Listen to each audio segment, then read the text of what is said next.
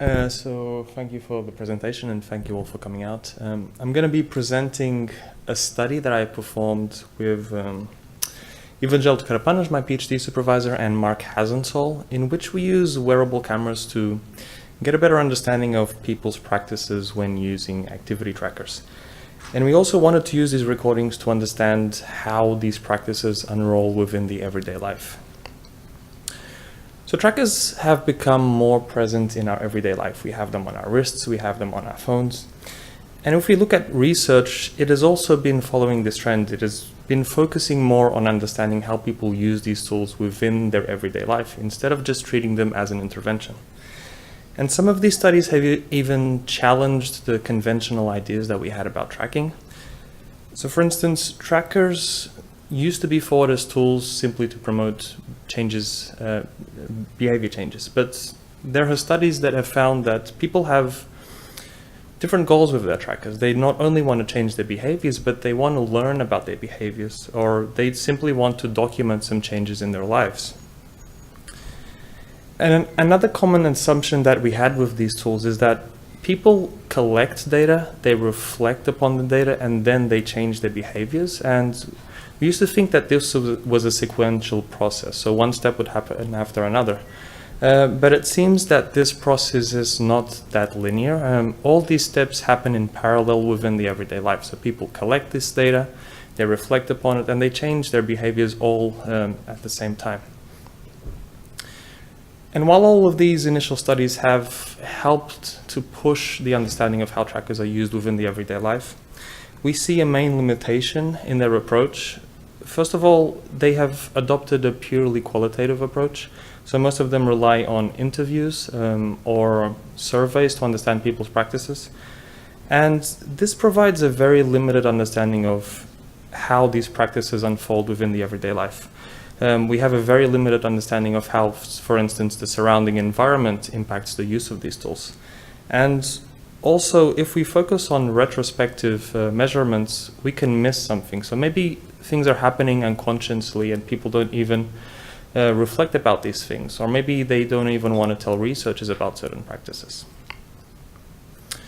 And other researchers have adopted a more data-driven approach towards understanding how trackers are used within the everyday life. So for instance, within our own research, we developed Habito, and Habito was an activity tracker which we used not only to understand a bit better about how people engage in physical activity within their everyday lives, but also how they interact with trackers. So we used this application to log people's physical activity, but we also logged people's interactions. So we understood how frequently people were coming back to their trackers, what feedback they were checking when checking our application. And this allowed us to get a better understanding of how people interact with these tools in their daily lives. We launched our application on the market. We had around 250 users which downloaded our application over 10 months. And this rich data set allowed us to get a better understanding of people's interactions with this tool. We found, for instance, that people would mostly use our tracker just to simply get an understanding of their physical activity levels, but not necessarily to reflect, at least through our application, on their historical amounts of data.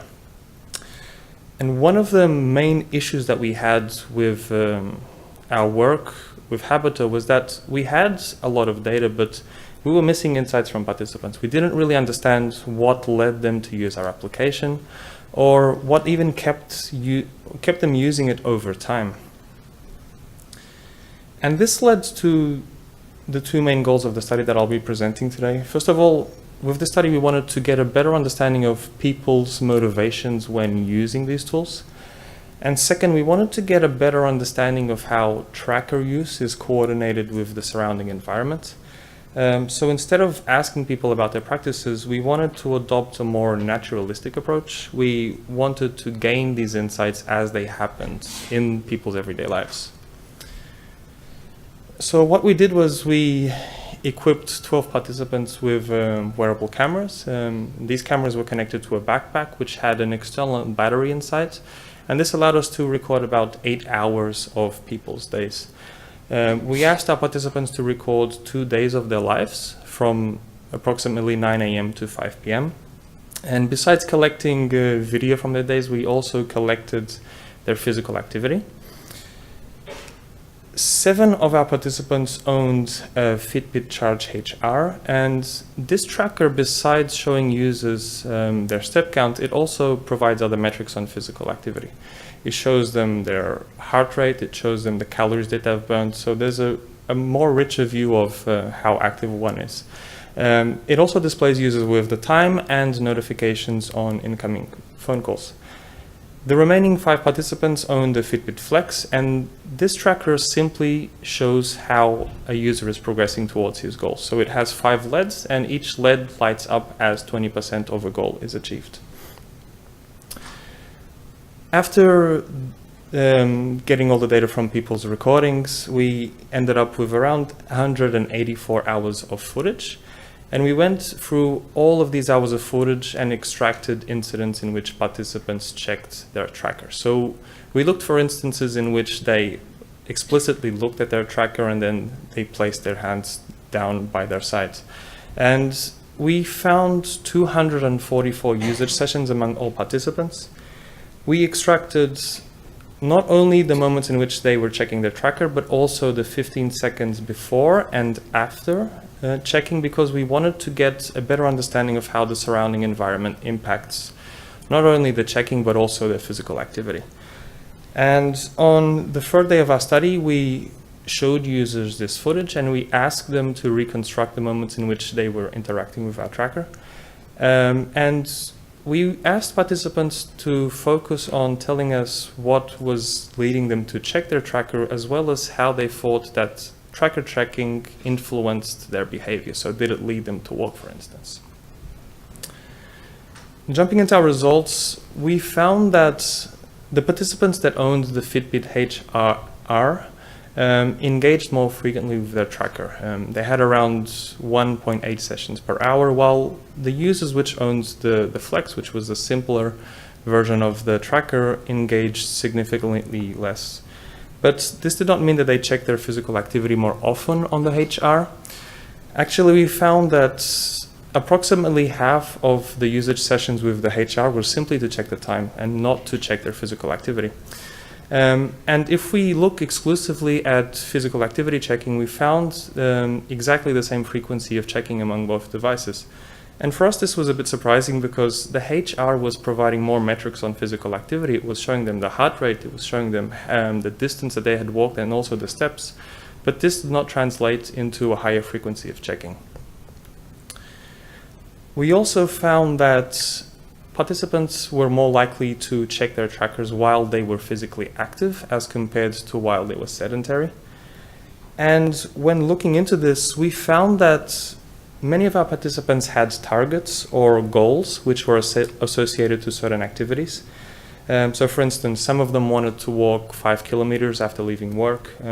Others wanted to keep their heart rate within ideal zones while jogging. And they used their trackers to help them keep within these targets. So for instance, we had users that were jogging on the treadmill and they checked their tracker while jogging because they wanted the heart rate to be in ideal zones. And they used their treadmill also as a support to mitigate the impact of upcoming courses of action. So in this case, this user used his tracker to see if she should increase the step count, the speed of the treadmill before. And we also found that checking was strongly connected to learning. We had some participants that checked their steps while taking, for instance, a dog for a walk or while doing the groceries. And very interestingly, we found that these moments of learning happened as these activities were unfolding. Users weren't checking their trackers when they got home to reflect upon these activities, but they wanted to learn them in real life while these activities were unfolding. And this was quite surprising to us. Typically, learning is assumed to happen offline after activities finished. And users were actually going into these very brief moments of learning while activities were happening. And we also found that participants frequently combined time checking with physical activity checking. And actually, in half of the sessions in which users check their physical activity, they also check the time for at least 2 seconds. And I'll mention 2 of the main reasons why we found this to happen. The remaining can be found in our article. First of all, we found that users were using the time to estimate how likely they were to meet a daily goal. We had users, for instance, that checked their trackers after they left work, and they would check the time and also their step counts to see if they were going to be able to reach their goal by the end of the day. And here, more than wanting to see how many steps they had achieved, they wanted to get an understanding of, is this enough? Will I really reach my goal by the end of the day? And this involved difficult projections. They would have to think about their remaining day, they would have to think about what they had to do in their remaining day, and they didn't really find their tracker to support them to make these inferences. And we also found that users used the time to strategize towards when they would add physical activity into their days. And in many cases, they would check the time, they would check their steps, and they would plan some activity. So for instance, if I have a low step count, then I'm going to go to the gym later on. Or if I, on the other hand, already have a high step count, then maybe I won't even go to the gym. And we noticed that these plans were very flexible depending on people's day-to-day lives. And this, once again, draws some interesting implications towards how we design goal setting. Our participants were setting these plans to help them reach their bigger goals. And if we look at trackers, they bluntly tell us to reach this big goal by the end of the day, but they don't really help us with these baby steps to reach this big goal. And we also found, interestingly, instances in which trackers were checked just to mitigate waiting time or to alleviate boredom. So for instance, we had users that checked their trackers while they were in a classroom just because they were bored. And while in the previous practices, trackers were used with the intention of regulating behaviors or learning, this was not necessarily the case here. They just described having no expectations when checking the time, when checking their tracker, besides just killing time. And we also found reverse cases. We found participants which would actually avoid checking their tracker when they were busy, because they felt that the tracker was pushing them to perform physical activity. And this one, again, once again, is interesting because trackers don't really take into account what we are doing, if we're busy or not, and trackers should be a bit more flexible when providing feedback on our goal accomplishment. So in terms of design considerations, first of all, we believe that trackers should support learning through these quick glances. We have a very broad research that has focused on helping people make sense of large streams of historical data and even going through historical data and producing visualizations of this data. But we also found that users want to learn about the now while activities are happening within their everyday life. So we believe that designers of activity trackers should also focus on these quick moments of learning that happen within the everyday life and that are associated to activities that are happening while they check these tools. We also found that trackers are pretty inefficient in helping people take quick actions upon their behaviors. So our participants were found to combine different streams of data to help them draw insights into their behaviors. They checked the time and they checked their step count to see if they were going to be able to reach their goal by the end of the day. But this involved a lot of time thinking about these practices and making sense of the data. So we believe that more than bluntly showing users with a number, that trackers should be a bit more normative. They should help feedback and tell a more clearer story to users. And as a last design consideration, we believe that trackers should also facilitate these micro plans. So participants were found to set these small goals within their daily lives to help them achieve bigger goals. And many of our participants found these small goals to be more flexible to their routines. So they could adjust, for instance, going to the gym later on, depending on one's step counts. While if we look at goal completion and daily goals, they're not very flexible. We have a 10,000 step goal that we should achieve by the end of the day, but trackers don't really help us get there. And that is all. I'll be happy to take questions.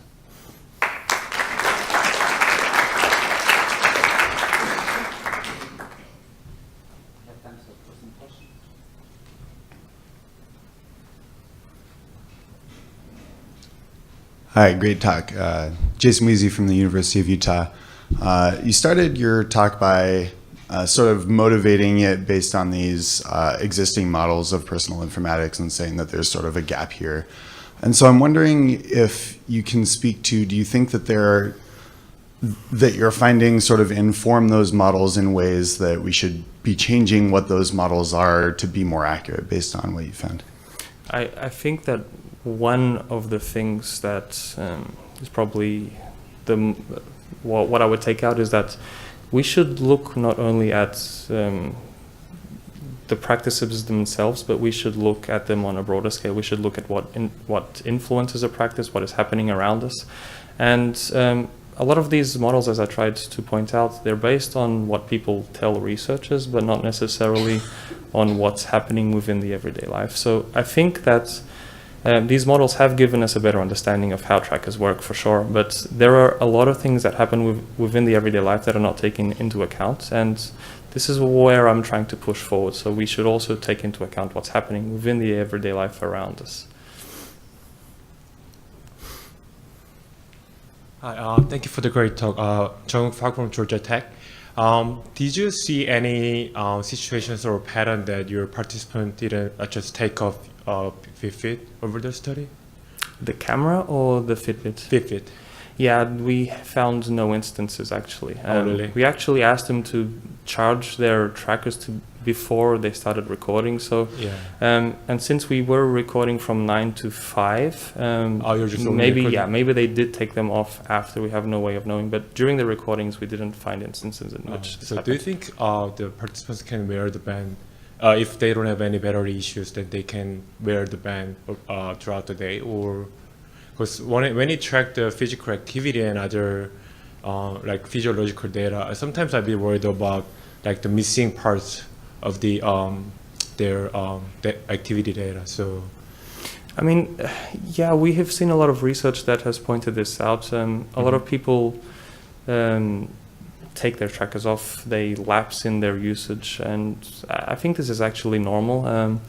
We don't always need trackers within our daily lives. Sometimes we just need them within specific moments of our days. okay. So I'm not sure if this answers the question, but yeah, I would say it's normal to take it off and to come back to it. It depends on what our needs are. All right. Thank you. Hi, Daniel Epstein, University of Washington. Interesting work. I was wondering if you had a sense of whether people's practices changed as a result of the observation. Like, for example, did people seem to walk more in the 2 days of observation compared to the 2 days before, the 2 days after the study? And did participants say that they were attending more to their device because of that? And so how might we extend these to the days when someone isn't being watched, isn't being recorded? We actually point this out as a limitation of our own work, because we don't have any idea of understanding if the practices actually change as a result of being, well, they're not observed by someone, but they have these tools. Maybe they don't even feel as comfortable to interact with other people. So definitely this might have shaped their practices, and we don't really know if it did so. We did speak to participants about it. A lot of them revealed that some things changed within their lives. They had people that would come up to them and talk to them because of the cameras. In a way, it might have shaped their practices, but once again, we don't really know. Did you check to see if their step totals were similar in the couple days surrounding the study? Yeah. They provided us with actually a month of their data, and their step count, at least, that was similar. We only have 2 days, but still, yeah, it was similar to what they had in the past. Yeah, cool, thanks.